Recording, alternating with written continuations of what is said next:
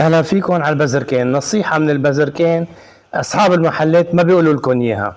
حتى تضاين عندكم الطناجر اللي معمولة من تeflon، هي حديد ومغلفة بتeflon وهي مثل التفال. هيدا لازم لما تشتروا الطنجرة او الصينية او المقلاية او الكسرول، لازم دايما تحطوا فيها مي على الاخير.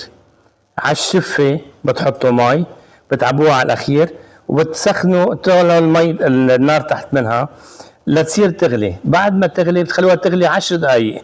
ليش بتعملوا هيك؟ حتى طبقة التeflon تخاوي مع الحديد، ما تعود تقبع. وساعتها بتضاينكم بلاوي. لما تقشر ما لازم تقشر، هي مصممة لما تقشر، فبتضاينكم 10 سنين و15 سنة. هيدي احسن نصيحة من البزركين لتضايقكم طناجر التفال.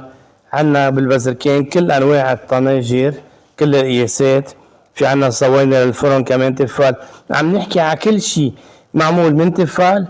لازم قبل اول استعمال يتعبى مي وينغلى لمدة 10 دقائق. واهلا وسهلا فيكم بالبزركين. للدليفري رقم التليفون 818263 5